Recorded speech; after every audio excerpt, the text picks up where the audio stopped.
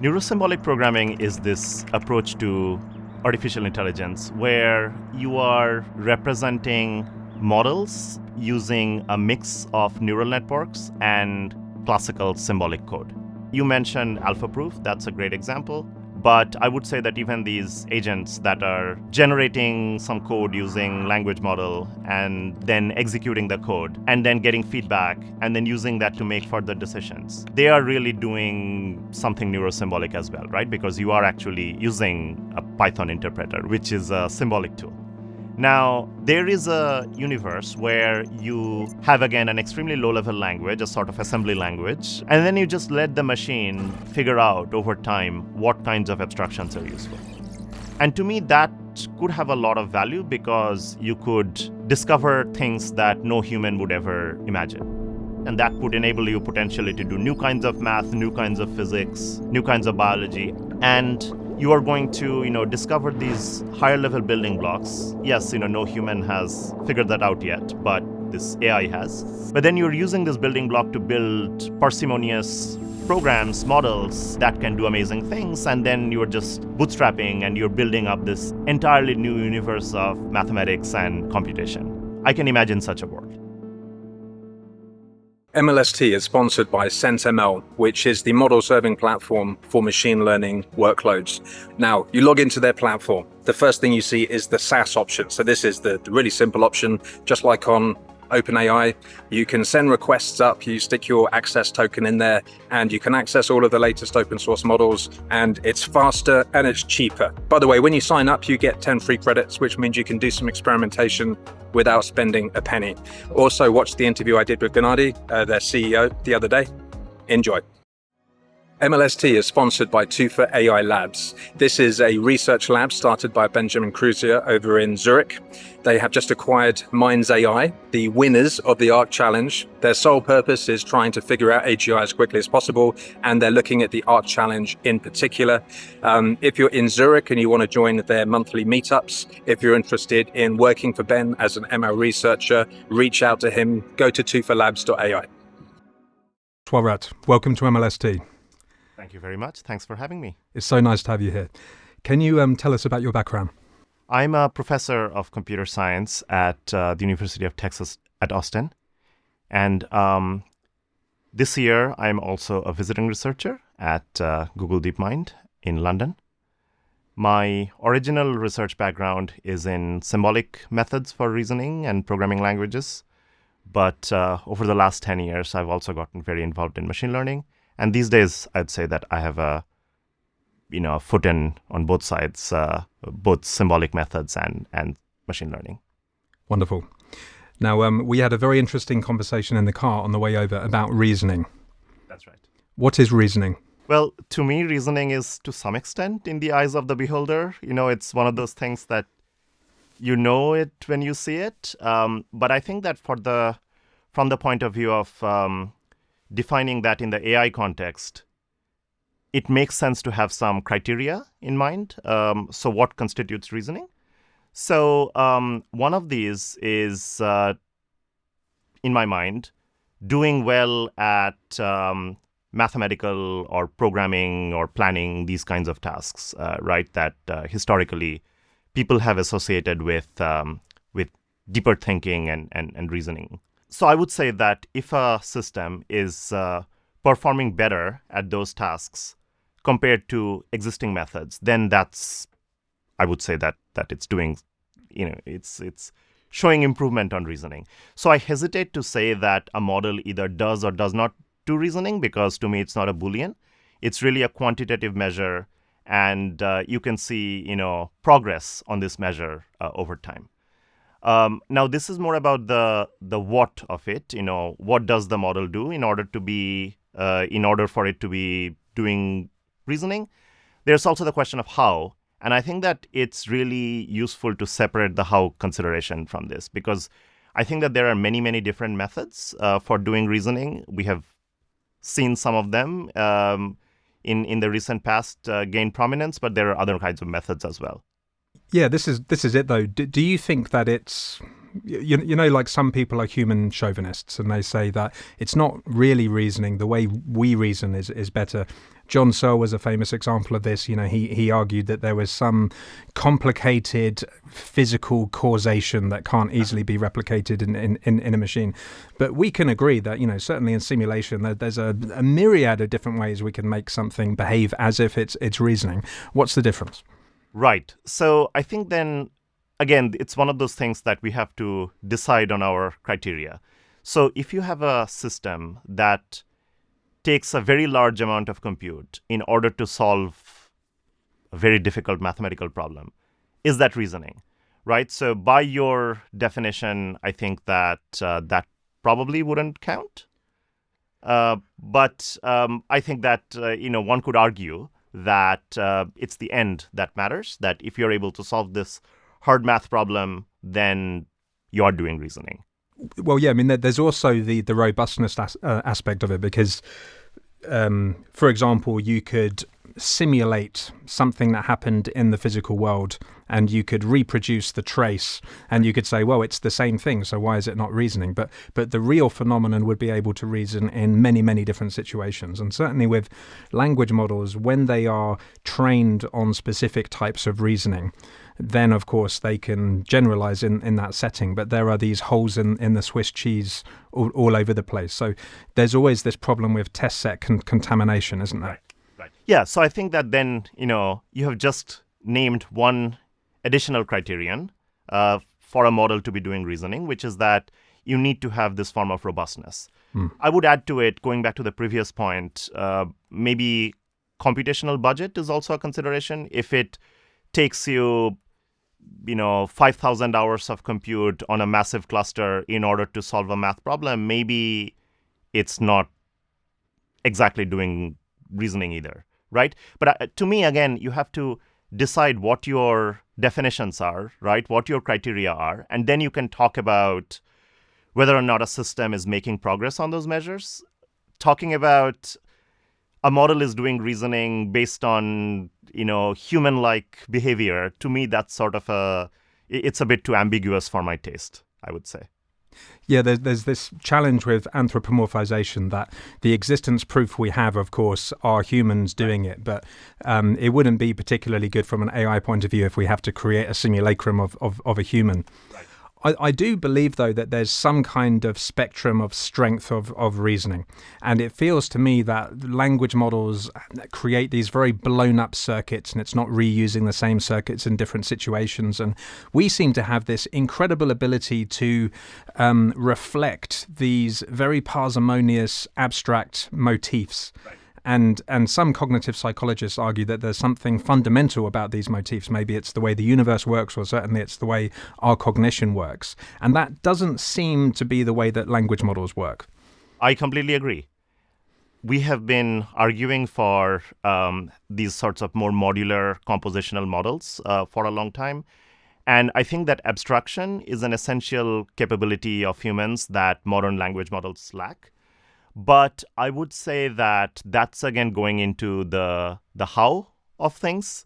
There are a certain set of goalposts that I want to be able to achieve certain tasks, right? To me, it's useful to separate that definition of what we are trying to do from how we are achieving it, right? Using modular models in which there are explicit abstraction mechanisms. And we are going to talk about examples of that from my work and in other folks' work, I'm sure, in going forward. But I think that it's possible that there may be some class of language models that comes up, maybe with a different training objective, but that even though it's not explicitly dealing with modularity, it's able to nevertheless achieve robustness, right? I don't know that such a possibility is just not there. However, I would say that given all we have seen from recent language models, there seems to be something fundamentally challenging in terms of robustness. And to me, mechanisms for abstraction and modularity would be a good bet to have to achieve those goals. Mm-hmm. O1 from OpenAI. Is it reasoning? To me, it's a milestone in reasoning. There's a big headroom ahead of it, but it definitely, by measures that we just discussed, performance in programming tasks, in solving math problems, it seems to be substantially better than prior models. So to me, it's a step towards models that can reason. Interesting. Are there any situations where, I mean, maybe we should first say, in situations where it is doing reasoning, which means it's fitting your criteria, I think it's fair to say that yes, it's reasoning. And then there's the space of situations where perhaps it doesn't reason for many reasons, possibly because of computational reasons. It might be trying to solve an NP hard problem and it just simply runs out of context. Or it might be trying to do reasoning in a domain where it hasn't been, trained on, for example. So there are limitations, but you think in principle those limitations could be overcome? I think that O1 augmented with a lot of other things could make substantial steps towards overcoming those limitations. Okay? Now, there are a few things here that I have left ambiguous, and to me, that's where the real questions are. That what are those extra pieces that need to be added to something like O1 in order to achieve, again, I wouldn't say does reasoning, better performance at reasoning tasks. Right? And to me, there are clear candidates, like, for example, having more grounding mechanisms, using more powerful symbolic tools. But this is speculative. And over the next few years, I think we are going to see if those methods actually work. It's interesting to see the shift towards neurosymbolic. So a lot of folks in the kind of connectionism space, Andrej Karpathy, for example, spoke about software 2.0. There's this idea, and Hinton as well, there's this idea that language models can do everything, that they can do this emergent symbolic reasoning, and we can train them end to end. And what we're starting to see now with things like alpha geometry and alpha proof and so on are these hybrid systems that kind of, generally as well, I think that the way to robustness is building specific architectures to do specific things well. I think having these completely general blank slate things doesn't work very, very robustly. But are you seeing that trend as well? Yes, absolutely. Many of us have been arguing for neurosymbolic methods for a while now, but increasingly I feel that this term is unnecessary, because it seems to me that neurosymbolic methods are really increasingly everywhere.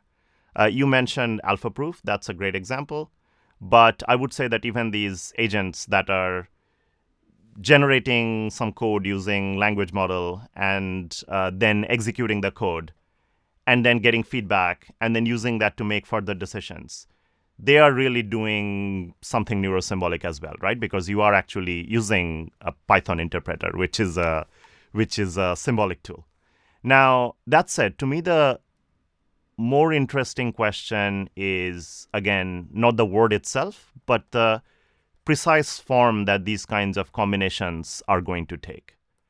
And we have seen some examples of this. So, for example, in alpha proof, we have a machine learning model, a neural model that is getting feedback from a lean interpreter or a lean prover, right? And that's providing it a very solid form of grounding. So I think that we are going to see this trend in other forms as well, in broader settings. I don't know that it has to be extremely domain specific. There is a world where you can imagine, code execution and formal proofs basically informing all sorts of decision making in the world, with purely neural models serving as the layer that goes between human language and sort of messy signals to this kind of reasoning mechanisms. Can reasoning exist without axioms? That's a great question. I think that, again, it depends on what we mean by reasoning. When we are talking about mathematical reasoning, the entire objective is that you're going from certain axioms to certain kinds of conclusions. So mathematical reasoning, as we understand it, doesn't really make sense without axioms. What about something like physical reasoning? So everything that we consider to be physical reasoning, it depends on us being in a certain place with certain laws of physics. So to me, you can imagine reasoning happening in a world where those laws are different, but even then you have axioms. It's just that you have different axioms. Can we combine together reasoning systems? Absolutely. We, in fact, do it all the time. We combine mathematical reasoning systems with, for example, experimental, empirical reasoning methods that people use in the natural sciences all the times when we are doing any kind of scientific discovery, right? And I can imagine that in the future, we could have many different reasoning systems with different kinds of capabilities, and they all come together in something that's bigger than the sum of its parts. AlphaZero, do you think that's reasoning, and why? I think, again, it is definitely a powerful system that makes highly non-trivial progress on a task that's traditionally considered to be reasoning. So to me, it's sort of a behaviorist definition, right? If it looks like a reasoning system, it does well on a reasoning task, then it's doing some kind of reasoning. Okay. If it looks like a duck, quacks like a duck. Looks like a duck. What is neurosymbolic programming? Neurosymbolic programming is this approach to artificial intelligence where you are representing models using a mix of neural networks and classical symbolic code. So you could imagine, for example, a program in which you have some neural modules that are making decisions about perception, let's say, whether or not a certain kind of object appears in a scene, and then you have some vectors coming out of that, and then you have some symbolic methods that are processing those vectors.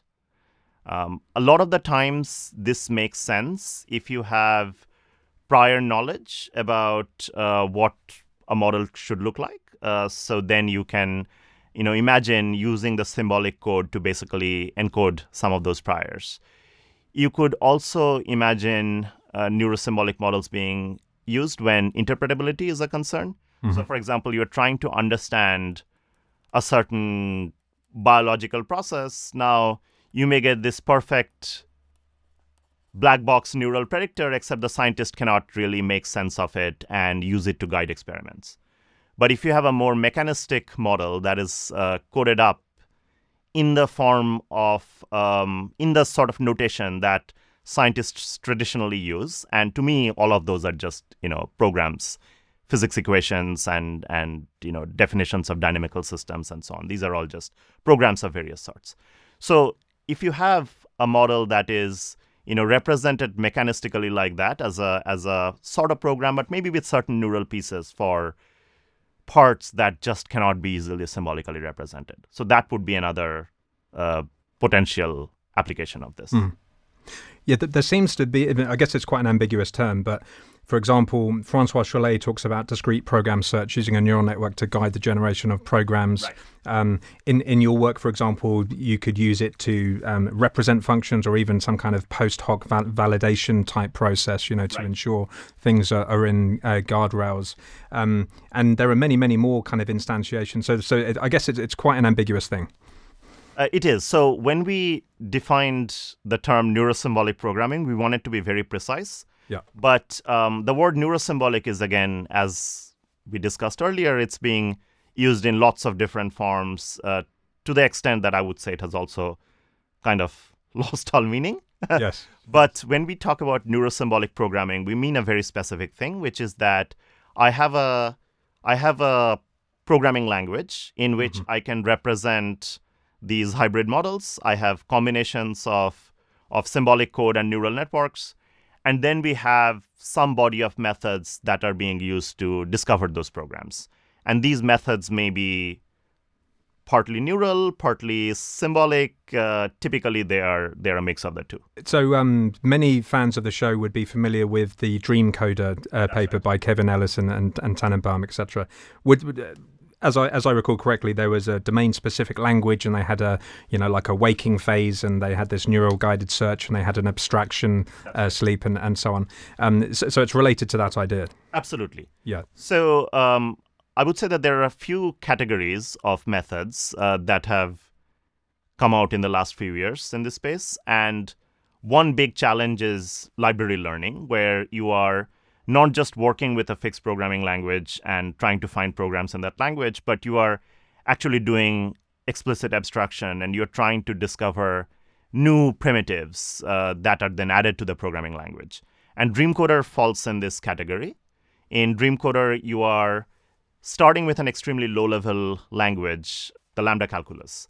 And then progressively, you are discovering bigger and bigger modules, which are abstractions, really. You're seeing patterns in these really low-level programs, and then you're abstracting them into these modules, and then you're reusing them, right? Now, the programming language that they had over there is purely symbolic, but one can easily generalize it, and there's, in fact, some work that's happened more recently where that's been done. So you could imagine then these programs that are mixtures of neural networks and these sorts of lambda calculus terms, right? And then the method that they used for discovering these library functions and also do program synthesis, search for programs, those were all neural over there. One could imagine, modernizing them. It's recent enough, but, a few years back. You could imagine bringing them to sort of 2024, adapting them to 2024 deep learning by using large language models to do the search over programs and the abstraction. Interesting. So Dreamcoder was not using language models, and it had a hard-coded DSL. And one thing that interests me is what the primitives are. So, for example, we could search the space of Turing machines. We could use lambda calculus. I think Josh Tannenbaum is a big fan of cognitive psychology, which is that we have these native fundamental priors of cognition. Therefore, we should search those priors.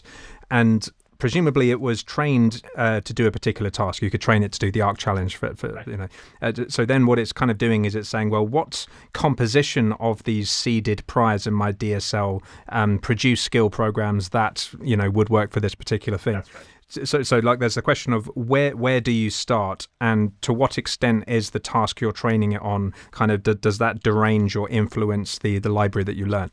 Right.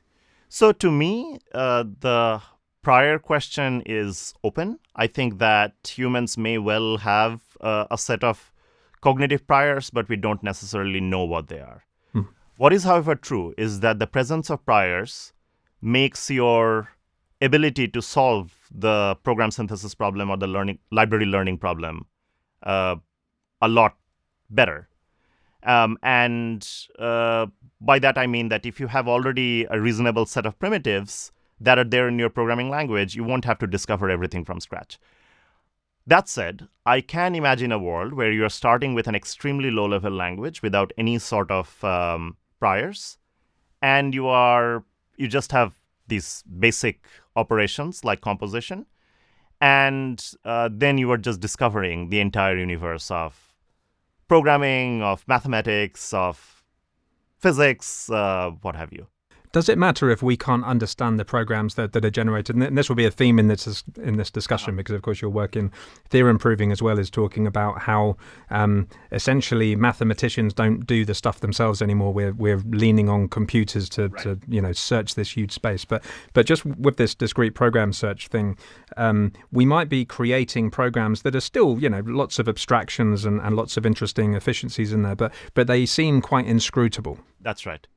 So I think that we should distinguish between the interpretability question and the capability question. To me, there is potential value in interpretability, definitely in certain application domains like scientific discovery. We really care about interpretability. There is also a potential safety and security kind of angle, and we are going to discuss that later. But I think that it's useful to separate that concern from the concern of just what would it take to build models that are really robust and capable.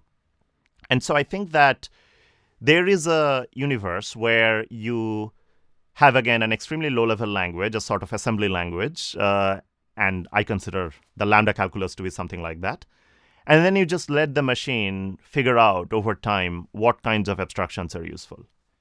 And to me, that could have a lot of value because you could discover things that no human would ever imagine, right? And that would enable you potentially to do new kinds of math, new kinds of physics, new kinds of biology. And so I don't rule out that possibility at all. I think this idea of abstraction would be valuable even in that regime, because what that will mean is that you are going to, discover these higher level building blocks. Yes, no human has figured that out yet, but this AI has. But then you're using this building block to build parsimonious programs, models that can do amazing things. And then you're just bootstrapping and you're building up this, entirely new universe of mathematics and computation, right? I can imagine such a world. So can you tell us about your work in this area? So you've created this architecture that uses LLMs and does type-directed search and learning to search and so on. Can you tell us about that? Right. So I have a series of efforts in this space. I, back in the day, did a lot of work on just symbolic methods for program synthesis. And the setup there is that you have a programming language, you have a programming task that is defined either by, at that time, it was either logical constraints or a set of examples, and then you are defining a search problem. Find me a program that fits the task specification. And so those symbolic methods had some scalability challenges. And then when deep learning came about, we all moved in that direction. And this sort of neurally guided program search, this became a very powerful approach. Now, some of the methods there, they combined these older symbolic ideas with deep learning ideas. So, for example, we had these results on type-directed neural program synthesis, where you are generating programs in a strongly typed language, and the type system of the language serves as a pruning mechanism as well as a guidance mechanism. So it rules out programs that are obviously not going to be reasonable, and also helps us focus on certain kinds of subgoals. Now, if you think of what's going on in the world of theorem-proving, it's actually very closely related. So Lean is really a functional programming language with a really powerful type system. And so when you are, for example, using feedback from the theorem prover to rule out certain kinds of steps in your math proof search, you are really using a version of this idea, right? But we had been thinking about that for a while. And the broader program synthesis community that came out of the programming languages world, they were thinking about this problem. Okay, so then this is still in the context of you have a fixed programming language and you're looking for programs in that language. Now, there are other approaches that are relevant here. So we had, for example, these results on using neural relaxation. So there is this paper we have led by Amish Shah and with Isong Yu, who's my long-term collaborator, and Jennifer Sun, and my former student Avinav Verma. So this was on using neural relaxations of programs as heuristics for doing a search over programs. So the idea is this. Suppose you are doing a search over programs and you are progressively filling up these incomplete programs. So you start with nothing, just a code with a big piece of a big hole in it, and then you are progressively adding more and more code. So one challenge here was that because you're always working with these incomplete programs, how do you know whether or not a certain decision is valuable, right? As in, should I keep a certain incomplete program in the pool or should I throw it out? And the idea then was that, in that hole, you're going to, so there is a space of possible ways to complete that program. So there are a lot of symbolic discrete terms that you can plug into that hole. But instead of that, what you do is that you stick a neural network in there. And there is this kind of a subset relationship. So there is so because these neural networks are more expressive than any symbolic program in your programming language, you are going to have the property that if you train the neural net well enough, you are going to get a loss that is better than whatever you would get with any sort of symbolic program. And this leads to an argument that you can basically use the loss that you get after you have plugged in this neural network into that hole. You can use that as a lower bound on the cost to go. That is the best possible thing you can do from that point on using a symbolic program. And this can in turn be used to guide heuristic search, these sort of classic search algorithms like A*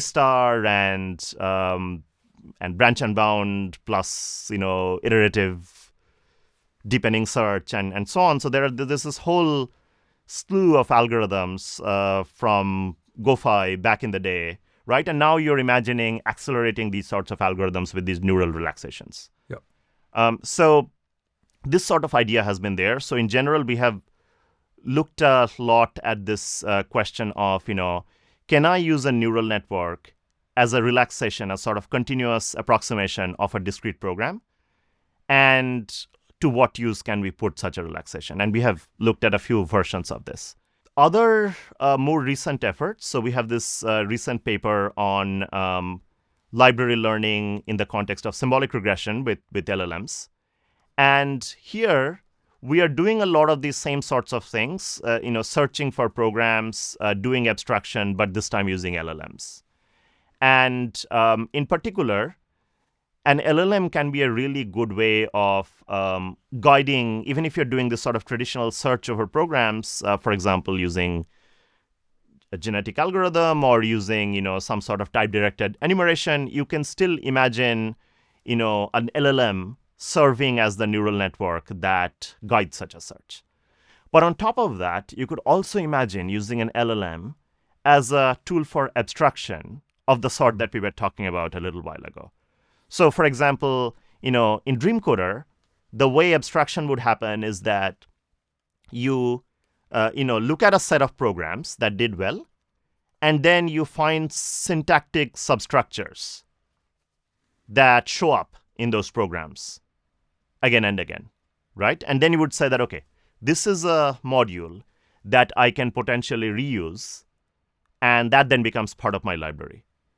The issue is that this process can be difficult because identifying these sorts of common substructures in a large pool of programs can be very challenging. And there were these symbolic methods that were used for this purpose, but you could imagine not doing that and instead just using an LLM. What could that look like? Well, you should read this paper, which is led by Arya Graeli and Atharva Sehgal, and it's with Miles Cranmer and Omar Costieres, appearing at NeurIPS this year. But the basic idea is that you are going to use an LLM as the abstractor. So you are going to ask an LLM, what are some of the common patterns that are showing up in these programs? And you're going to use its natural language, reasoning. I understand it's a loaded term, but its ability to at least, find patterns in the syntax of programs. You're going and explain that in natural language. You're going to use that capability to do the abstraction, right? And that's how you're going to learn a concept. I'm a big fan of Miles Cranmer. He wrote a landmark paper on symbolic regression. That's right. A few years ago, and I guess that is another form of neurosymbolic programming.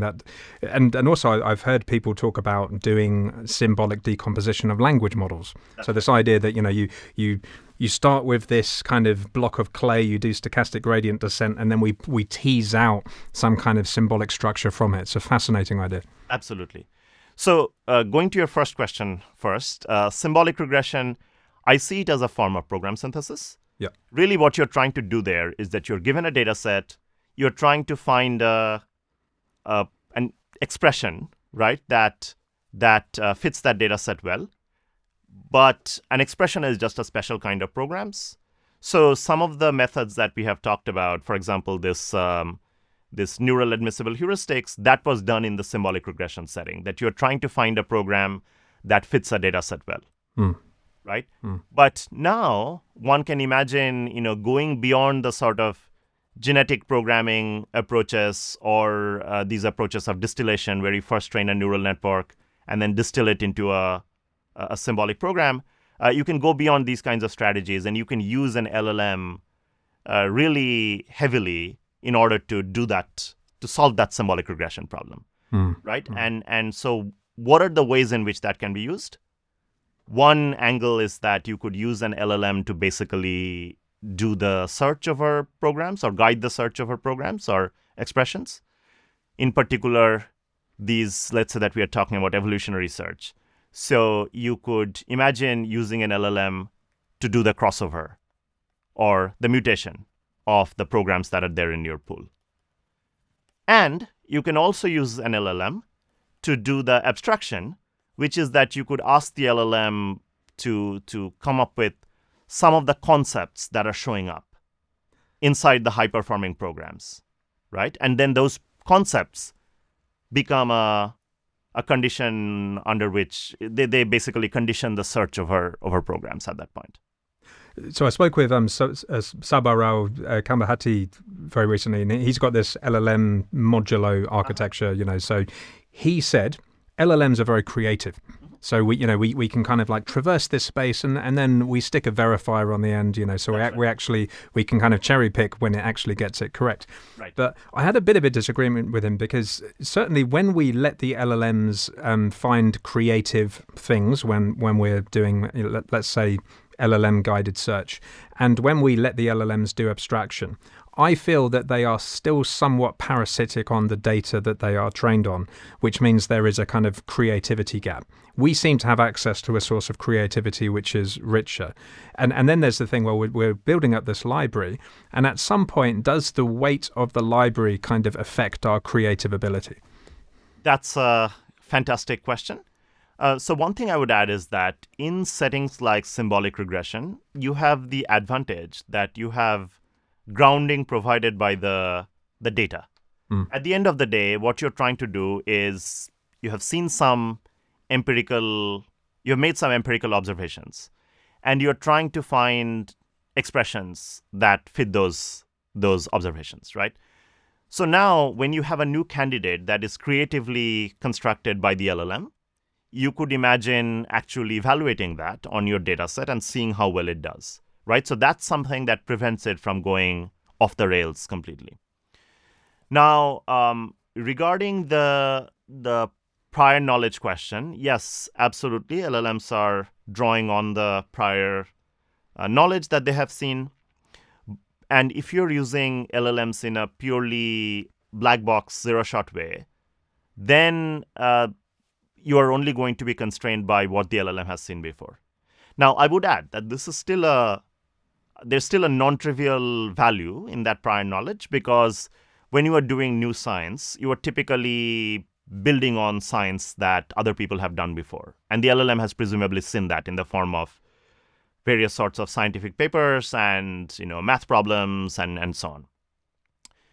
But that said, you don't have to be stuck to this zero-shot black box model. You could imagine a loop where you come up with candidates creatively using an LLM. You empirically evaluate these candidates, and then you use the experience to basically fine-tune the model further. And you could even imagine a universe where you are starting with an LLM that is completely blank slate. Maybe it has some elementary knowledge of language, but not much science. And then you are just progressively building it up on all manners of scientific tasks. And it's seeing, how various kinds of hypotheses performed. It's getting feedback from the real world, right, in the form of experiments. Maybe it can even go ahead and do new experiments, right? Reason about causality and determine what are some of the new experiments to try out, and then get feedback in terms of the results of those experiments, and then use that we can use that information to fine tune it further, right? So a lot more is possible than just using, an LLM and then as a black box and then just having a verifier at the end. I agree with that. And there's always this discussion about creativity. I mean, Demis Hassabis spoke about the ladder of creativity, with the inventive one being the highest strength.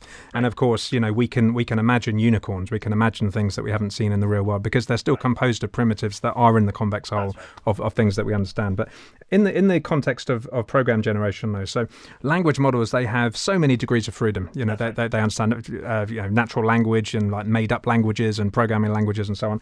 And then we can do things like generating code, and we can use DSLs.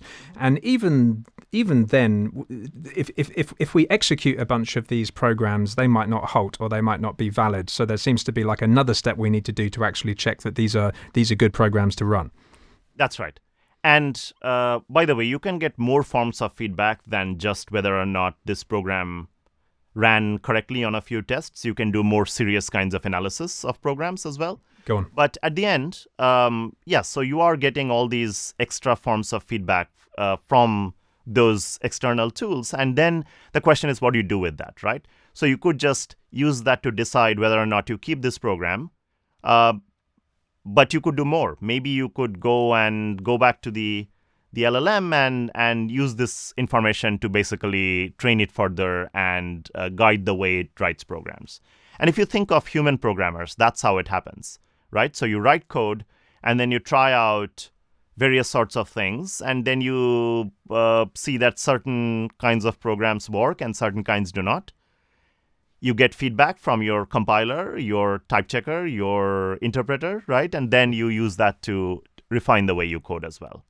Yes, even with the halting problem, I mean, I have some idea in my mind that this is, I don't know, it's a quadratic algorithm and it's got 1,000 data points and it's still running after 90 seconds. Probably there's something wrong here. Control-C, I go back, fix the bug. So, yeah.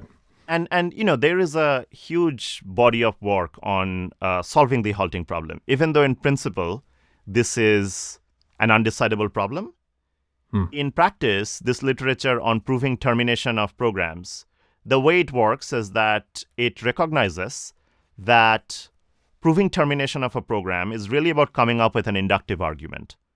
So what you're showing is there is some kind of an expression whose value goes down strictly each time you execute one step of the program. So if you think of a loop, right? So you have written a loop where it says that while I is less than n, something, and then I gets incremented. You know that this program is going to terminate, in spite of Alan Turing. The reason is that what's going on is something very simple.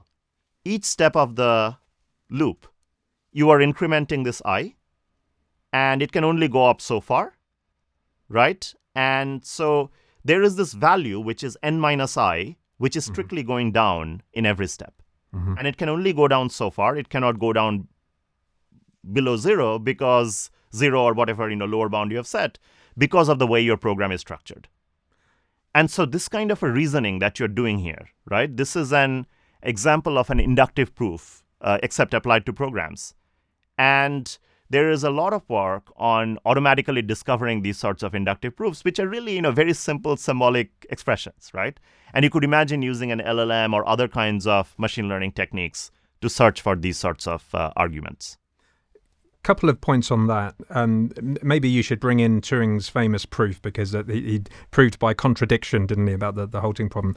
But also, if I understand correctly, you're pointing to specific instances where you can do proof by induction that a program would halt. But would you accept that there are still a space of programs that you wouldn't be able to do that? So I didn't say anything about automatically discovering those inductive proofs. Okay. Right? So my point is that for a vast number of practical programs, in fact, most loops that people write or most recursion that people write, the argument for why these programs are going to terminate is very simple. And you can search for those kinds of proofs using various sorts of methods. Even just basic enumeration works quite well, but you could imagine, using more contemporary machine learning techniques to solve this problem. But you cannot possibly have a method that is going to be automated and it's going to sort of it's going to always terminate and it's going to work for all programs. No. But the question is that, for realistic programs, will this work or not? And we have every evidence that for realistic programs that people write, you could just do one of these things. You could try some of these strategies to prove termination. And if that doesn't work, you just say that, okay, there is a problem here, just go fix it, right? And maybe there is some reason why that program would still work, but, whatever, you can just ignore that program and find a different way of solving the problem.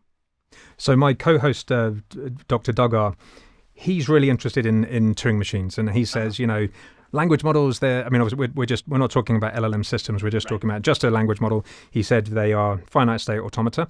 And a Turing machine still has a finite state automata as a controller for these kind of push down automata. And he said, so that there's a space of algorithms in the FSA class. He would actually call these Turing machine algorithms, even though they are for a finite state automata, that cannot be searched, discovered with stochastic gradient descent because of this halting problem. Now, I think you were pointing to earlier some interesting research that's been done in this space. He would be fascinated in that. Right. Yes. So there's been a whole lot of work on using gradient descent to solve program synthesis. And to me, searching for Turing machines, it's just a form of program synthesis. It's just the programming language is extremely low level. It is that every program has, access to this one counter, the tape, and then also a controller, which is a finite state machine, right? So to me, this is a very simple kind of programming language, and it was useful in mathematical proofs in the theory of computation because it was so simple, right? But I don't think that there is anything special about Turing machines from the point of view of programming, right? Any reasoning that you can do about Turing machines, you can also make the same kinds of arguments about other broader classes of programs. Now, there has been a lot of prior work on doing gradient descent to find programs, and these have not been very successful for the reasons that you are alluding to. Yeah. And that's why people have historically wanted to use neural networks in a sort of guiding role, that you are still going to have some kind of a discrete search going on, and then you would use a neural network to guide that search process in various ways. And I would say that the use of neural networks in Dreamcoder is an example of this, but also the use of LLMs to write programs or guide searches over programs, that's also, those are also examples of this. Interesting. So Turing machines have this amazing ability to expand their memory. So we don't need to train the thing again from scratch. We can just say I need to get some more data. I need to get some more data to add to my memory. And people say, well, you take a language model and you can train it to do RAGs, or even during its training process, presumably it's actually retrieving things from a database. Or you could train it to do code execution, and then you could say, well, aren't we basically searching Turing space? Because I can say, generate me a program that computes the nth digit of pi, yes, which is something that has an arbitrary runtime, and then I can run that on a tool, and then I can pass it back That's in. Right. But it feels to me that there's a difference in kind, right? But what is the difference? What's the difference between doing that and actually having a machine that can search Turing space natively? Okay, so I'm trying to understand. So you could imagine having the definition of the Turing machine programs as just a DSL, right? You could define a programming language. That's where each program is a Turing machine, right? So to me, this is just what you would do if you open a theory of computation textbook. If you go to the definition of Turing machines, it's just a programming language, right? There is a syntax, there is a semantics. So now, what is the difference between training an LLM to generate programs in this language and any other kind of program synthesis that LLMs already do, right? I don't think there is a fundamental difference between Turing machine generation and Python code generation.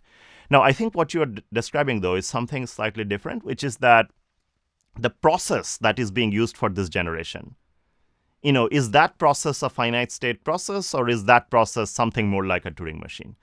And that, I think, is a very interesting question, right? So what you're really saying that instead of having a language model which is just which is just trained in this particular way, that it's just predicting the next token, and yes, maybe it can retrieve a bounded amount of information.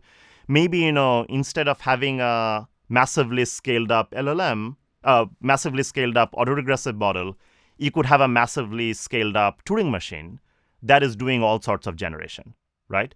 And I think that's a very exciting idea. Well, yeah, exactly. And the thing that it took me a while to get my head around is the controller in a Turing machine is a finite state automata. So that there exists a set of weights in a language model that would allow it to, to expand its memory with some push down automata or something like that. So we just can't find it with stochastic gradient descent. And the other thing is, I completely agree that we could, in principle, imagine we had a huge data set of internet scale of Turing machines and descriptions, because I think the descriptions is important, because what's the point in having a Turing machine language model that we can't program in any way? So there needs to be some kind of intelligible mapping to something that we could use to instruct it. Right. So again, though, I would make a distinction between what is generated and how you're generating it. So there are two different possibilities. So one is that you use a language model, whether it be a Turing machine language model or an RNN language model or a transformer language model. You're using some sort of a language model to generate programs in this Turing machine language. So that is version 1, okay? Version 2 is one where you're making the specific point that this language model itself is a Turing machine, that it has this ability to, access this unbounded memory, and it goes and, looks up stuff from this infinite tape, this unbounded memory. And that is something that is a very interesting proposition. My one hesitation there would be that we are finding out that the architecture may not matter that much after all. What really matters is the scale. So there are all these new results about, state space models and highly scaled up RNNs. And we are seeing that many of these tasks for which transformers seemed especially capable are also being done by these extremely scaled up RNNs, right? So I think that, it is possible that this Turing machine architecture is going to lead to, amazing new capabilities, but I would probably wait to see some more evidence on that. But that said, it's definitely a very interesting idea to explore. Yeah, there's always the objection of, well, for all practical purposes, it doesn't matter, either because we can scale up the models, and I'm very excited about, min LSTM state space models and Mamba and all of these things, because they can allow us to possibly 10x our model size. And then there's always the question of, well, at some point, the models are going to be big enough to do all of the reasonable types of computation that we want to do. But the counter argument to that is, we sometimes spend a lot of time pondering problems, and the Linux operating system, Keith always gives this as an example. That we've had to design some really complicated artifacts to reach the level of technological complexity and maturity that we have now, and it seems out of reach of these models, even if we 100x them. That's right. Yes. So I think that I'm a big believer in having algorithms that go beyond just the autoregressive language model paradigm, and that's why we were talking about these methods where you have these external tools like code interpreters or Lean prover or theorem provers like Lean, and using feedback from them to do something more than what we could do with autoregressive models. But to me, the power of these methods come not from the internal architecture of the language model, but more in the higher level architecture of how these different kinds of bounding mechanisms work together with neural networks, right?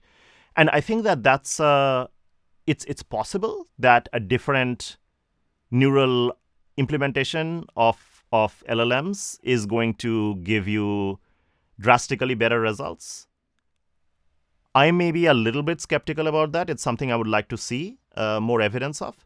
But what to me is very clear is that if you have these sorts of higher level architectures where you are combining neural networks of whatever sort, right, with these kinds of symbolic grounding mechanisms, executing in the real world, human feedback, all of these things, you're going to get something better than what we have today. And to me, the challenge then is, how do you pass back feedback from these various sorts of grounding mechanisms back to the neural network?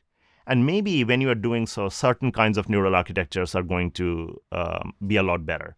But that is something I'm still kind of on the fence about.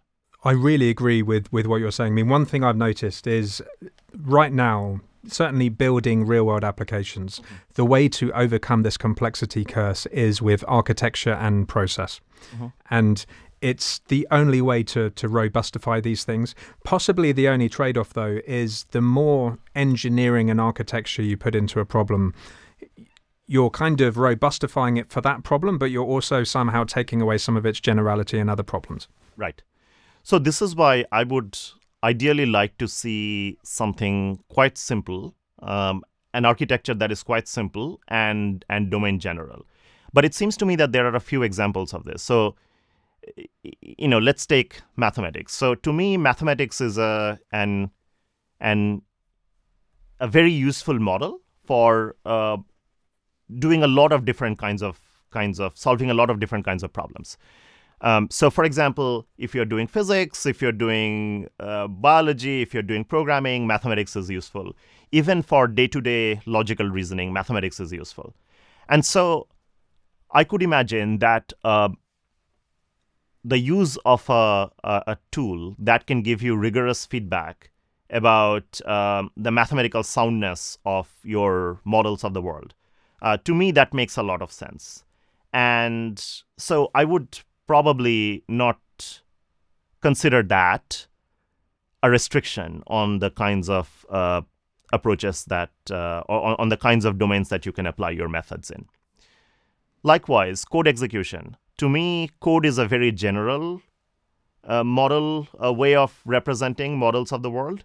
And programs, to me, always come with semantics. So being able to execute programs and also analyze them and reason about sort of worst case behaviors and so on. This is also something that I don't think imposes a massive restriction.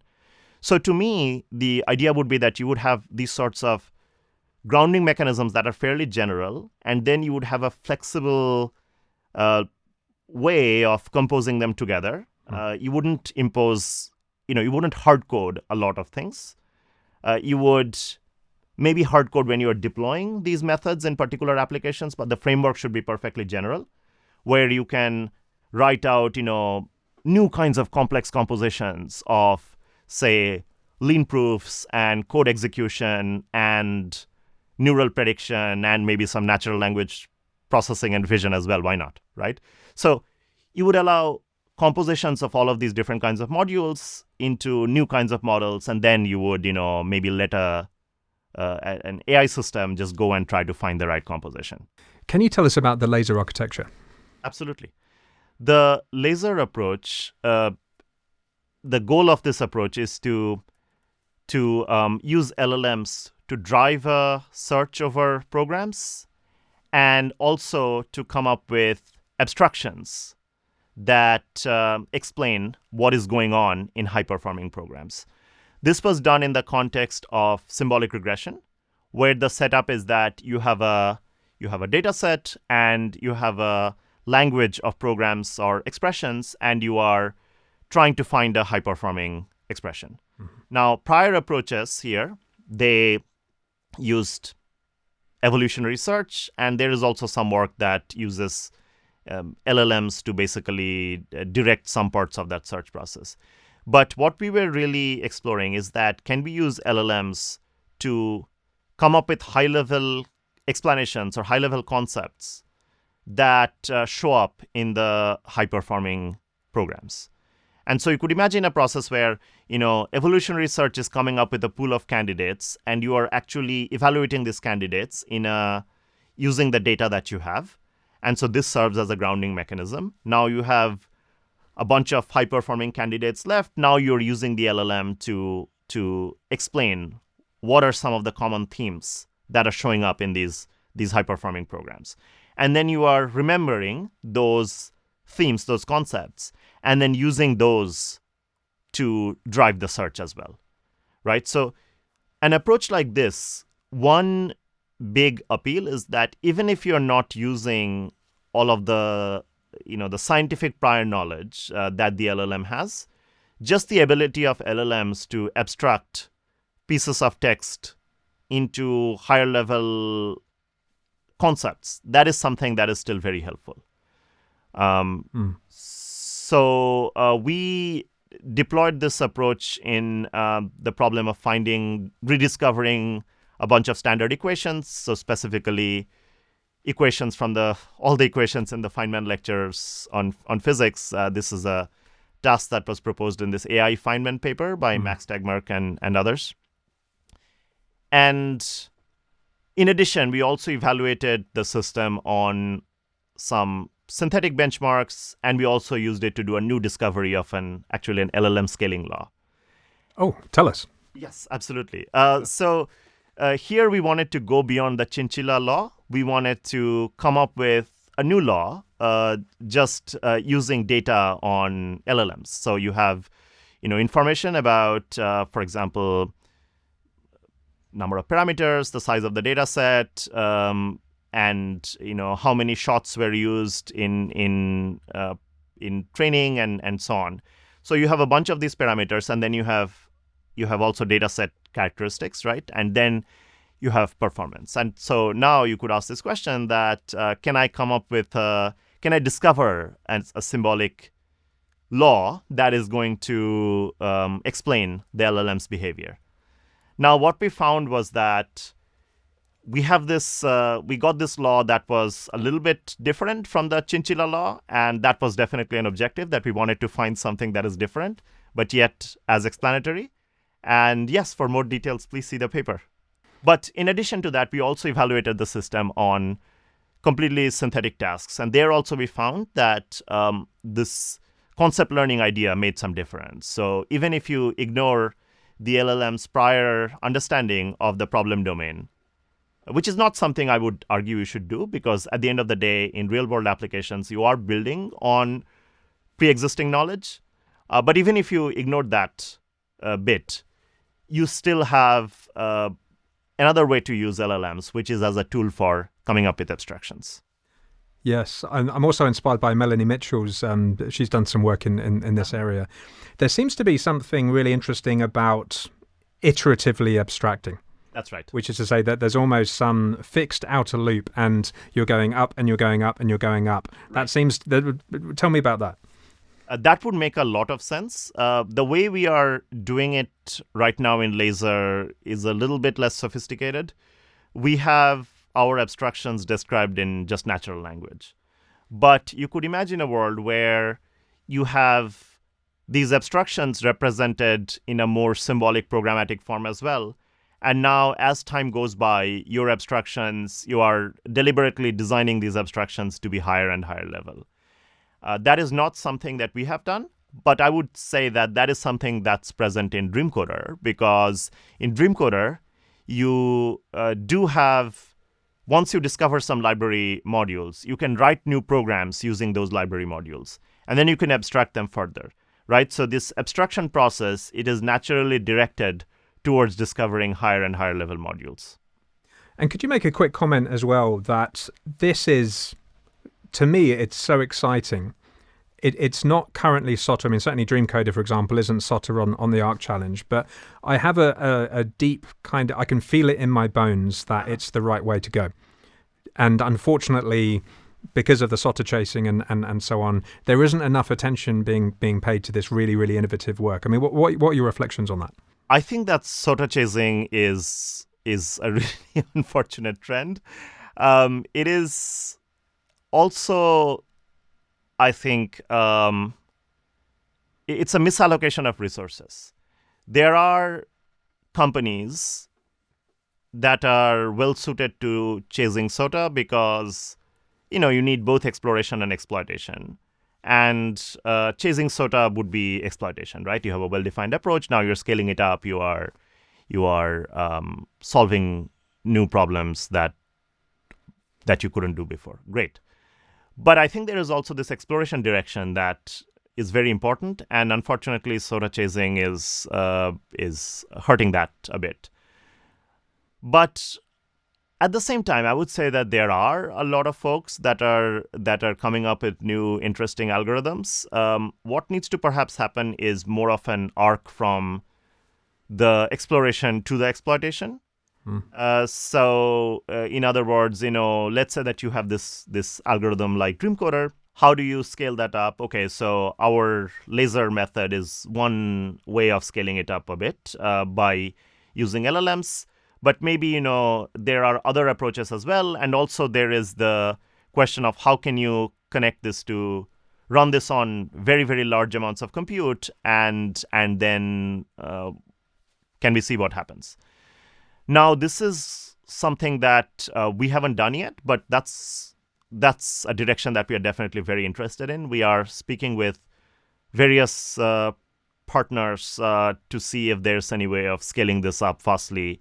And we would be very excited to know what happens once we do that. You've worked extensively on mathematical discovery. And I think you made the comment in one of your papers that you think we might have an AI co-pilot by 2026. What makes you think that? That was actually a point made by Terence Tao. Oh, my apologies. Whom I greatly respect. And I actually agree with that. So I think that we are in an extremely exciting time in AI for math. And I would imagine that getting an AI as a significant contributor, although not the sole author, in a math paper or even a computer science paper with significant mathematical components should be possible in the not too distant future. Now, okay, so what do we really mean by that? So if you think of the way mathematics is done, and even actually what happens in theoretical computer science, you have these definitions that are pretty rigorous, but ultimately, and you have proofs, but ultimately the purpose of these is to convince human reviewers and human readers, right? And so what that means is that you can make mistakes. There are corner cases that you can forget, and your proofs may be broken as a result of that. So this is one possible risk from the way mathematics is done today. The other thing is just scaling up, right? Even if you don't think that there is anything fundamentally wrong with the way math is done today, there is an opportunity to scale up mathematics using computational tools. That was just not possible until now. So what I mean by that is that if you think of a very large software system, if you think of, say, the Linux kernel or the Google Cloud infrastructure, these are extremely complex systems that no individual human can necessarily fully understand. People understand these systems at the high level of abstraction, and maybe they know, all the low-level details of specific components. But I would say that there is really no one, or at least very few people, who have a detailed view of the entire system all the way. Now, if you think of math proofs, historically, math has been very oriented towards these individual contributors. So when you are thinking about a mathematician, it's somebody who, they produce a proof, and all the details of the proof they know, right? And they have produced it themselves, or at least they have understood those details. But imagine a world where you have these extremely complex mathematical theorems where maybe no individual human is able to understand all of the details, but you still have the guarantee that the overall proof can be broken down into these pieces that are more manageable by humans, right? Just the way we write code. Could we do that for mathematics? What would that look like? I think that that's a tremendous opportunity that these systems like Lean provide. And now AI naturally comes in. Just the way AI copilots have made it much easier to write code, you could imagine having AI copilots writing math proofs as well. Now, if all of that is possible, so we'll have maybe new kinds of mathematics, new modalities of collaboration between humans, and this is something Terry Tao has extensively talked about. And then AI driving this process, making us 10x more productive. Would I say that that would lead to new papers with AI contributors? I would say yes. Now maybe we wouldn't list the AI as a co-author necessarily because just like we don't list our calculators or computers as co-authors, we probably would just accept that there is this tool over here and it did a bunch of things, but there is still human creativity at the higher level, and those are going to be the co-authors. But I would say that the AI would definitely still do a lot of things that today a math grad student has to do. Interesting. So we are seeing, I guess a lot of people think about mathematical theorems as being quite parsimonious units that an individual mathematician or a few mathematicians have worked out and understood. And we've, I guess, not until recently thought about what would it look like for this to scale massively. Right. And so, we need to convince the reviewers. And you're saying that the reviewers, even though it's increasingly inscrutable because it's so large, the reviewers would be more inclined to trust it if it were found by a computer. So I would even question why you need a reviewer to understand every single detail of the proof, right? Maybe the reviewer needs to understand the high-level components of the proof and then just have an assurance that the lower bits of the proof are done correctly. Just like when you are reading code, you don't necessarily think about, okay, here is a system call that this code made. Is this system call implemented correctly at the assembly level? You don't reason about that. It's something that you assume that the Linux kernel implementer has properly figured out, right? So in the same way, one could imagine proofs where the proof is at the higher level of abstraction, and then there are these lower level building blocks that you are taking for granted. Now, also, one could imagine, just like when you're building a big system in software, you break up the system into pieces, you pass these responsibilities on to different folks, and there is an interface where things are supposed to check out, and so long as they do, and there are tests that pass at the unit level and at end-to-end, you just accept that this system is okay, right? So likewise, maybe for mathematical proofs, we should also have the same sort of decomposition. You would have this, big complex proof. Let's say we are talking about Verma's last theorem, which took an individual human a very long time to prove, right? But maybe now you're going to come up with decompositions. You're going to have a team of 1,000 mathematicians that go and look at the pieces. And then there is some way of assuring that, assuming these pieces are done correctly, everybody fulfills their local obligation. The global goal of proving Verma's last theorem is going to be true. So I'm fascinated by this idea of kind of decomposing a larger whole into these local obligations. Let's look at the Linux operating system. Do you think there is some kind of a bottleneck introduced by having these human intelligible interface modules at the local level? And what I mean by that is I can imagine a future where language models are so powerful they can just regenerate the entire code all of the time.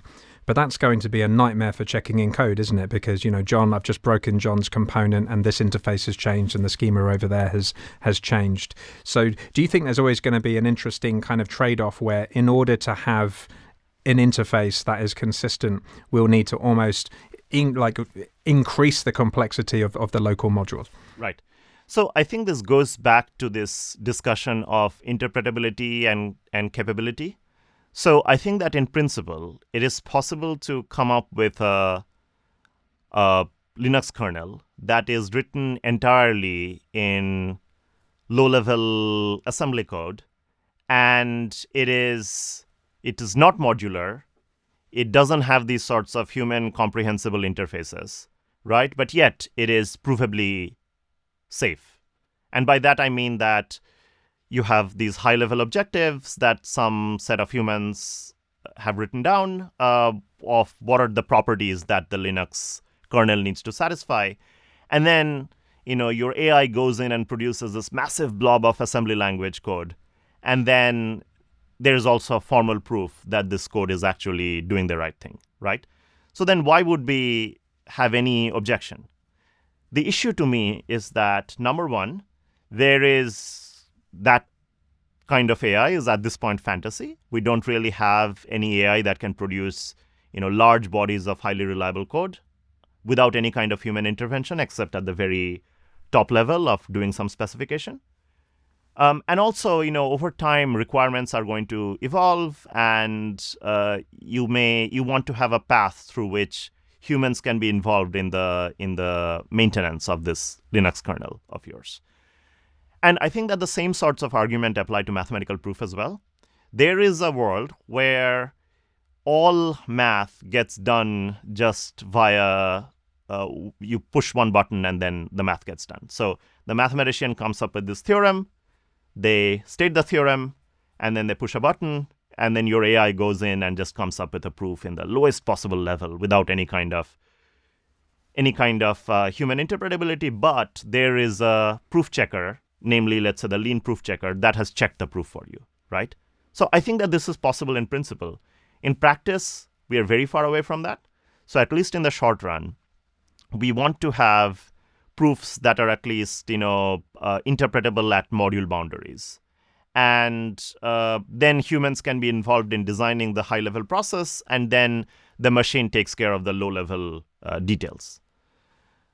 But I could imagine a world where humans are less and less involved, although, that would raise some questions about what's the point of this mathematics. Part of the reason for mathematics is that it's fun, it teaches us something about the world. But, if the point of mathematics is that it's purely an instrumental thing, that you are doing this mathematics so that you can predict whether or not, a certain kind of chemical reaction is going to take place, then maybe that's something that you can allow the AI to do, just like today you use Mathematica or MATLAB to do a lot of that simulation. So what are some of the advancements in this area? I mean, I know you've done a lot of work in this area. What should people look at? Right. So there are a few different directions. The direction that's the most well-studied is Theorem-Proving. And so here there are a couple of versions. One version is that you are starting with a formal statement of the theorem in a language like Lean, and then you are searching for a proof of this theorem. So in a framework like Lean, a proof is it's just like code. It's a sequence of instructions, which are in that setting called tactics. And so you are finding a sequence of tactics that's going to lead the goal to be proven, which is really like finding a program that's going to achieve a certain specification. And there's a lot of work on this. The most promising approaches, they combine the use of a neural network with execution in the Lean environment, and you're getting some feedback as to whether or not the tactic that you applied led to good things or not, and then you would use that feedback to do more generation. So that's sort of what's going on there. There is also a body of work on informal theorem proving, where you have natural language problem statements, and you are using a lot of the times purely informal methods, like this sort of variants of chain of thought to do math reasoning. But sometimes you're also combining these two approaches. So there was this nice paper by Sean Wallach and others on using a natural language model to come up with a high-level proof sketch, and then using that proof sketch to drive a formal prover. What was the name of that paper? Draft sketch proof. Yeah. And so that's one direction, theorem proving, formal theorem proving, and also informal theorem proving. There are also a lot of other interesting questions which are less explored. One direction that is really fascinating is sort of open-ended exploration. If you think of what's really needed in mathematics, what can AI contribute? One big opportunity is in coming up with better conjectures, creatively coming up with better goals that you want to prove, not just the proofs themselves, but yeah, also the statements of the theorems. So that's a direction that I think is extremely important. But unfortunately, there hasn't been that much on that so far. But there are several research groups that are very interested in that problem as well. And so, for example, there are these efforts where, you have so Noah Goodman had this really nice recent paper on using intrinsic motivation to drive a prover. So the idea there is that you have these two agents. So you have an agent that is coming up with new claims, and you have a different agent that is trying to prove them. And so really, you have this interplay between the process of conjecturing and the process of proving, which is really what happens in mathematics, if you think of it. So last night I read your COPRA paper, which was really, really interesting. And I mean, you already spoke about lean in high level terms, but maybe you could go into a little bit more detail. But essentially, it was an algorithm to, you have a theorem, and then you have all of these obligations, and then the algorithm would resolve using a language model these lemmas. And then it would then recursively kind of call itself until it ran out of obligations. And I guess the heuristic part was using the language model to find an appropriate lemma from this lemma database. And it's a fascinating architecture. Can you tell us about that? Sure. So one thing here that is in common with all of the other lean theorem proving or formal theorem proving efforts is that there is this overall structure of a formal prover. And the idea there is that you have a goal that you're starting out with, a top level theorem that you're starting out with, and then you're progressively applying these tactics which are simplifying this goal into sub-goals, right? And after a while, assuming you have selected a good set of sequence of tactics, you have no more goal left to prove, and then you are done. Your theorem has been proved, QED, right? So this is just lean. This has nothing to do with AI. Mm-hmm. Now the question is that how can you use AI to select tactics in a smart way? And there, the COPRA paper made a few contributions. One was that you are just using a large language model without any kind of fine-tuning. You were just prompting it to guess tactics. And this is different from prior work where folks used models that were explicitly fine-tuned on proof data, formal proof data. Now, what was sort of remarkable to us was that even just a black box model could predict reasonable tactics for this sort of formal proof, even though the language is fairly esoteric. Now, an important point, though, is that it wasn't enough to just query the language model. You also had to do this LLM modulo thing where you are getting the tactic predicted by the LLM, and then you are using that to actually you're executing that tactic in the underlying lean framework, and then you're getting back a new state, a new set of obligations to prove, and then you're going forward with that, right? And the LLM can actually see what the current obligations are, and also actually it has some memory from the past. And all of this is plugged into a bigger search, right? And this search process is doing backtracking. It's recording what failed, what didn't work, or what worked and what failed. And all of that information is being used to guide the generation process of the LLM. So that is one idea. And then the other idea is that you are doing retrieval. Now here, the intuition is that when you're doing math, typically you are using definitions from other projects, and you're using lemmas from other projects. And the idea of using these sorts of external knowledge bases, this was originally introduced in this model called Reprover, led by Kai-Yu Yang, who's now at Meta doing AI for math research. And this Reprover model was fine-tuned. But here what we wanted to explore was that could we just use a large language model in a few-shot way to do the same sort of thing. And we found that, yes, it was able to use this retrieved knowledge from external databases. And so what that shows really is that in-context learning can go a long way, even in this sort of very esoteric setting of doing formal theorem proving. Yes, and you tried it on GPT 3.5 Turbo and GPT-4.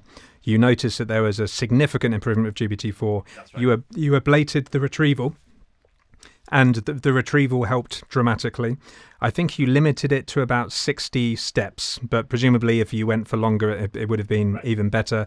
And the backtracking presumably had some notion of, I'm in a bad state now, I'm going to go back. How did that work? So the good thing about a formal framework like Lean is that you are getting information about what kind of state is bad, right? So if you are at a certain state of the proof, you have a certain set of obligations to prove. Now you take a tactic that's not helping, or in fact that is just not applicable in the current state, then you're going to get feedback. Or for example, if you're finding that you are cycling back to something that you have already, a state that you had already seen, and so you're basically going to end up with an infinite loop in the state space, then that is also something that you should avoid. Right, and this kind of information you can get by explicitly embedding the LLM inside a broader search process. I think again, though, that the main finding in that paper is that in-context learning can be interesting even in this setting. Now, we limited it to 60 because we were working with an academic compute budget, and also GPT-4 was fairly expensive at that time. But I think that going forward, as the models get cheaper, it would be really interesting to see how far this sort of LLM plus search plus external grounding through Lean or other kinds of frameworks, how far this can be pushed. I think that it can actually go a long way, especially if you are willing to do expert iteration, which is that you collect data and then you use that to fine-tune the model further, and you carry on like that. A couple of things. So I'm interested in this concept of reachability. Uh-huh. So you have a whole bunch of tactics in a database, and then there's some notion that we've been kind of pointing to about the convex hull of the tactics giving you some reachable space. That's right. So maybe we should talk about that convex hull, but presumably there would be examples of theorems that have a goal state which is not reachable with the tactics. I mean, could you talk through that? Right. So there are really low-level tactics that would enable you to really find anything. It's just that there may exist a sequence of tactics that lead you to that goal state, but it may be so long and so complicated that your AI may not be able to find it. And that happens all the time. There are lots of statements that we are unable to prove. Now, I think one interesting question is that do you expect to do better if you were able to abstract these sorts of low-level tactics into higher-level tactics? And I think the answer is yes, right? If you think of how a mathematics student progresses, you start with really basic algebra and or maybe even before that you start with arithmetic, and then you get to algebra, and then suddenly you have this big leap, and then you get to calculus, and you learn probability, and then you get even more abstract. You go to complex numbers, and so there's this hierarchy of abstractions that a human student goes through while learning mathematics. And the purpose of these abstractions is that you are able to be more robust. You're able to handle more and more kinds of problems. So you're unifying a lot of sort of point solutions into general solutions. And I can imagine that approach would be valuable even in this context of AI for math, that you would start with some low-level set of tactics, but then maybe in this kind of dream coder way, you're going to discover more abstract tactics, and then you would be using those to do more succinct proofs, and then stuff would just explode at some point that you'd be discovering new kinds of mathematics. How does the resolution play into the leakiness? I mean, I'm certainly thinking about in physics, for example, there are Newtonian mechanics and relativity and so on. Do you introduce leakiness by relying on higher level abstractions? Not in this setting of formal proofs, and the reason is that the way a framework like Lean there are other ones as well, these frameworks are architected. You have to have certainty all the way through, otherwise your proof is not going to be accepted. And so even if you are at a higher level of abstraction, you are going to have implementations of that high level primitive in terms of lower level primitives that actually are sound. Now, that said, you could certainly imagine versions of this where that is not the case. So, for instance, you could imagine a version of AI for mathematics where there are some low-level or some proof obligations that are just sort of empirical, right? Imagine that I'm making a statement that, I don't know, maybe this is not a universal mathematical law, but maybe it's a property of a certain place and time, right? So maybe you have a predicate that you are just evaluating empirically. Now, you could give it mathematical meaning by making it into a probabilistic predicate, but you don't know that the distribution that you have selected is the right one, right? So in that case, what would happen is that the more high level your resolution or the coarser your resolution, the more uncertainty there would be. But you would still have some amount of, if you're using, formal mathematics above that level, you would still have some amount of assurance about the claims that you are making. So it would be not that different from, when you're using math in a natural science. There are empirical observations that you're making, and there is noise in that, right? But you are at some point abstracting them into this cleaner mathematical model, and all the inferences that you're making based on that model, they're conditioned on your assumptions, your modeling being correct, right? And I think that it's not that different from this, that if you have too coarse-grained a model, you are going to have more uncertainty regarding your conclusions, right? It's not a 0-1, that it has to be either fully certain or completely uncertain. I was speaking with David Spivak recently. He's very well known in applied category theory. And he was kind of saying that our entire epistemic framework almost derives from the questions that we ask. And I wonder whether it's a similar thing when we talk about theorems and the utility of theorems and the role of humans in creating these theorems.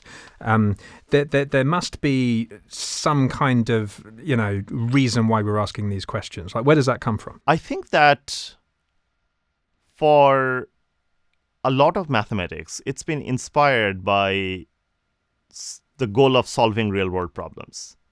If you think of why people came up with geometry, why people came up with calculus, I think there was a very pragmatic goal that you wanted to understand how the world works, and you wanted to then apply it to do new things, to solve real-world engineering challenges. And so I think that that's often the starting point. But then, of course, there's this motivation of elegance as well, and curiosity, that you want to have elegant, unified solutions rather than point solutions that are just hacked up. And you also are curious that, okay, so I have made these sorts of assumptions in this definition. What if I change these definitions in this way? What would happen? And I feel like if you just combine these ideas, the idea of modeling phenomena that are visible in our day-to-day lives, and combine that with these motivations of curiosity, where you are just asking, okay, what if I did this? What would happen? And unification of point solutions into something more abstract, I think that you would get to a lot of mathematics that way. Could you expand on that a tiny bit? So if you could break this down, what makes a really good mathematical theorem? I am not a professional mathematician, so I'm probably not the best person to ask this question. Maybe I can talk about computer science, and I can try to answer this question for, let's say, theoretical computer science papers, because I come from that community. So there, I would say that one question is whether or not there's this question of interestingness. Yes, right? yes. So what is interesting? I think that it should be clean, the problem that you're trying to solve. It should be a clean statement. It shouldn't be that I've come up with this bizarro definition with n different cases, and then I want to prove a certain theorem about that, right? So it should be something that is relatively succinct, elegant, and then it should be novel. So if it feels like I have seen n versions of this before and I can take a proof for one of those previous models and just tweak it a little bit, and then the proof comes out, that's just not worth pursuing. So I think novelty and elegance are big criteria. Then I would say that in computer science specifically, utility is a consideration as well.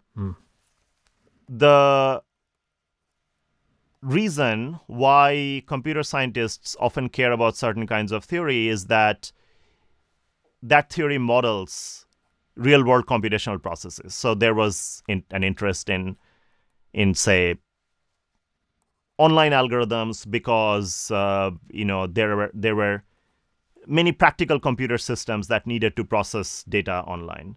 There was an interest in algorithmic game theory because the internet came about, and then all of a sudden we were departing from this traditional centralized view of the computational world. Instead, the internet was this massive computer, and you had all these agents that were driven by their own objectives, but they were coordinating using this, let's say, an ad auction or any number of other kinds of online coordination mechanisms, right? And that led to all of this interesting work on algorithmic game theory, where it was asked that, all right, so let's say that I have these k different agents, and they are arriving at an equilibrium, right, which is this market, right, the equilibrium of the market.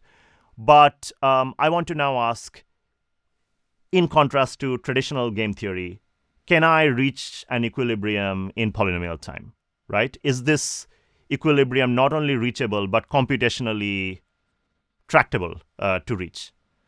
So the way I see it, a lot of interesting computer science theory has happened by taking these sorts of long-standing principles in math and prior computer science, and then adapting them to these new settings, new models, which are inspired by practical problems on the ground in computer systems.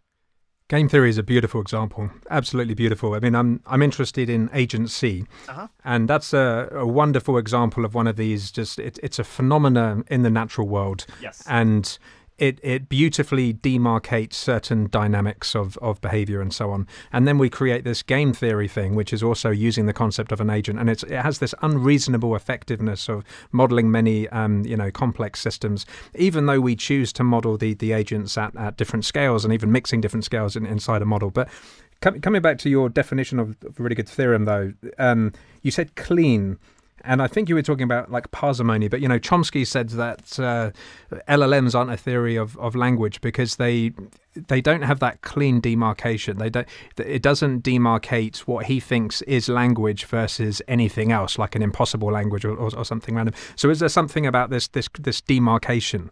I think that LLMs would produce whatever it's there in the training set, right? And some amount of composition thereof. So I think that if an LLM was primarily trained on beautiful theorems and beautiful literature, I think that you would see certain certain aspects of that in the text that they generate as well. However, I think that elegance also, it's subtle. It's not just about following certain high-level motifs of beauty, but it's also about being consistent. So a lot of the times, for example, when I use LLMs for writing, I find that, okay, this paragraph is really well written, nice, but then the next paragraph is somewhat different. It may be, individually fine, but then when I put the two together, it just becomes something horrendous, right? So I think that this idea of elegance, it's a sort of a global notion that it's not just that, little pieces of the theorem are cleanly stated and therefore the entirety is cleanly stated as well. So I think that, to me, it's a very open question that can an LLM come up with elegant theorem statements? I don't know that the answer is no or yes. And just to close this off, because you did sketch out in your ablation, going all the way just to a zero shot, blank slate, GPT-4 or it wasn't GPT-4, wasn't it? And I think it got something like 2.3%, if I remember correctly, and then it sort of ranged all the way up to about 30% with all of this COPRA algorithm and the retrieval and the backtracking. The thing is, though, there's always this nagging thing in the back of our minds about the test set contamination. That's right. And you did a little bit of work on that. Could you talk about that? Yes. So this is a very difficult issue with any LLM-based approach. There is always this worry that the results you're seeing are because of contamination. Now, we did what we could to address this issue. And what that means is that, so first we showed that if you strip out all of the extra pieces that we added, we just asked the LLM to go and produce the proof end to end, it wasn't successful. It got something like 2%, as you mentioned. We also looked at a lot of the proofs that were generated, and we looked very hard for similar examples on the internet, and we just didn't find any. So that is another indicator that the proofs that we were seeing were not just an artifact of contamination. Now, that said, contamination could have played an indirect role. Maybe there are similar kinds of problems that the LLM has seen before that we just couldn't find. That's definitely a possibility. But I feel like at this point of history in AI research, we just have to, be very aware of this risk, but still continue using LLMs.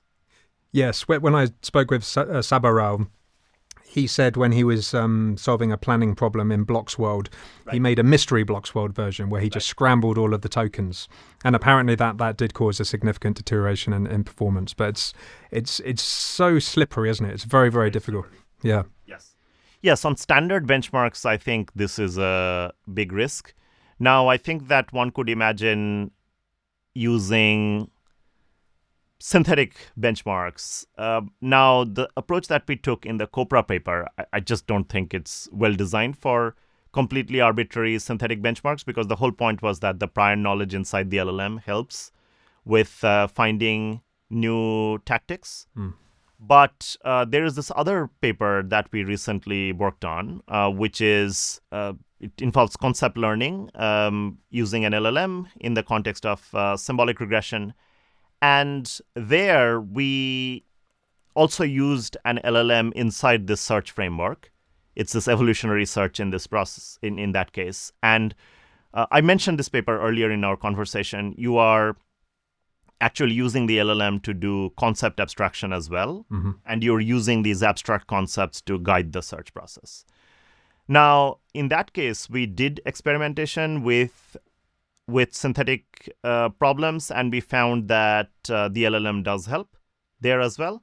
And the reason is that even if you are not using any sort of prior knowledge, the abstraction ability of the LLM, that is to come up with high-level concepts based on some examples of text, that is helpful. But that's not a part of the COPRA approach, and so there is no reason to believe that if you just come up with a completely synthetic problem, COPRA would be able to do that well. Amazing. And before we go, where can people find out more about you? Just Google my name, and then you'll get to my website, and all of my papers are linked from there. And I also have a Twitter account, just Swarat. But if you really want to discuss something technical, just send me a message, and I'd be happy to chat more. Amazing. And we'll be putting the papers up on the screen as you mention it. Swarat, this has been a brilliant conversation. Thank you so much for joining us. Thank you so much for having me. I loved it as well.